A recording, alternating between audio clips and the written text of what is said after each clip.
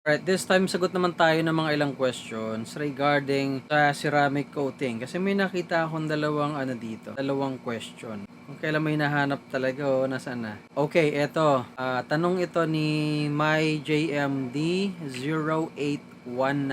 Tanong lang po, mahuhuli ba pag nabasa sa checkpoint matte siya pero nakita motor naka-ceramic? Well, Kaaro, My JM, no, at sa inyo lahat guys sa mga karo na nakikinig na nakakapanood nito, have in mind na pag ang motor ay ceramic coating, ganito yan, matte man yan o glossy, it will not really make that super big change, kumbaga, no. Sa glossy, mas magiging glossy, kumbaga ipapop niya, kumbaga patiting ka rin niya yung pagka-glossy ng motor ninyo. Kaya in turn, mas maganda. Pero ang bonus niyan ay syempre mas magiging hydrophobic kung meron mang mga very very light scratches or mga swirls na meron na doon sa bagong motor ninyo, feel niya parang ganito yan. Ito yung, paano ba? Basta parang ito yung surface ng pintura. Okay, yung surface na pintura na yan, syempre in time, even kahit bago, minsan may mga light scratches yan na very, very minimal o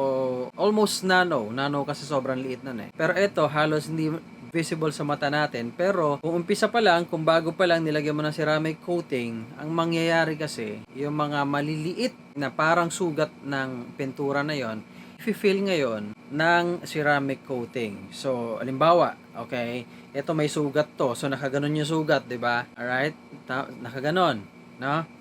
Ngayon, pag nilatagan mo ng ceramic coating yan, mafe-feel to. So, magiging flat ito. Okay? So, ganyan ang nangyayari, guys at mga kaaro. Kaya, bukod sa magiging hydrophobic, mas kikintab to dahil nga sa ini-eliminate niya yung mga maliliit na scratches na yon. Kaya ang bounce ng liwanag gumaganon siya.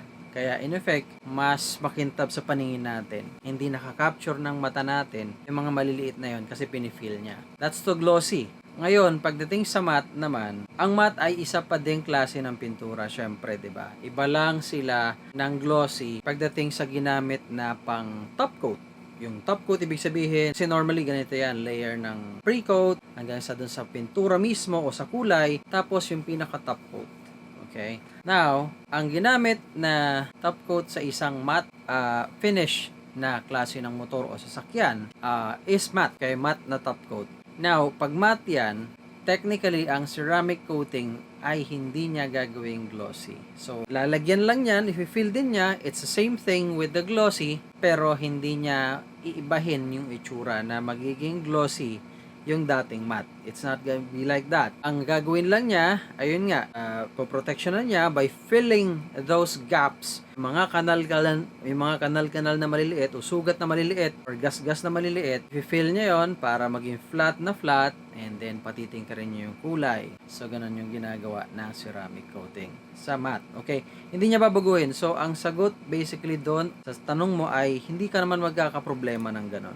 Okay? Yan kay MyJM. Sana naipaliwanag ko na maayos na araw. Okay. O eto, galing naman to kay Eclectic Nostalgia. Hindi naman sir, ma-void ang warranty kapag nagpa-ceramic coating. Pag bumibili tayo lalong-lalo na ng bagong motor o sasakyan, syempre, ayaw natin na nabu-void ang warranty. So that's a good question. Now, let me tell you, it's pareho pa rin ng sinasabi ko. Naglalagay ka lang ng protection sa ibabaw ng pintura. Doon sa top coat, nilagyan mo siya ng panibagong coating na mas matibay kaysa sa top coat para i-prevent yung pagkasira ng pintura mo. Naglagay ka ng protection. So lalong-lalo hindi ka i-charge ng warranty. And in the first place, actually wala naman, I believe I don't know 100% but most probably wala naman silang warranty for the color. Okay, let me know if I'm wrong. I never heard of any warranty claim about sa pintura ng sasakyan. Kasi pag nagasgas yan, at ang tirada naman yan, para ipaayos yan, syempre ay insurance. Pag may insurance siya. Normally, syempre sa bagong sasakyan, may insurance siya mga yan. But definitely wala ka naman magiging problema sa warranty.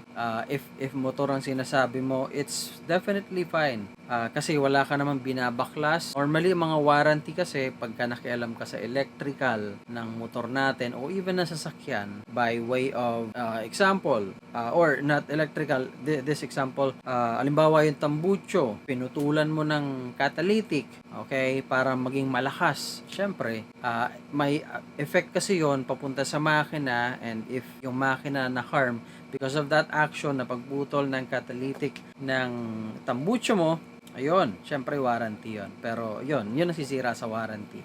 It's the same with sa mga, even motor, sasakyan o motor. Pagka may kinabit kang mga special na ilaw, na horn, na talagang nagpabago sa sistema ng wiring, sasakyan o ng motor, then dun ka babanatan na, or dun ka mabuvoidan ng warranty pagka nagka-problema yung motor mo or sasakyan mo.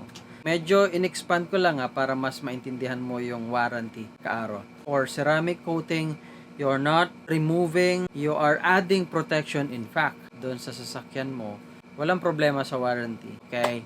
I can almost guarantee you that. Okay, well, yun lang guys at mga kaaro. Gusto ko lang sagutin tong dalawang katanungan na to. Ginawa kong dalawang question kasi pag isang question medyo masyado maiksi, kaya dinalawa ko lang. But anyway, that's it for this video guys of mga kaaro. Until next time, drive safe and ride safe all the time. Okay, bye for now.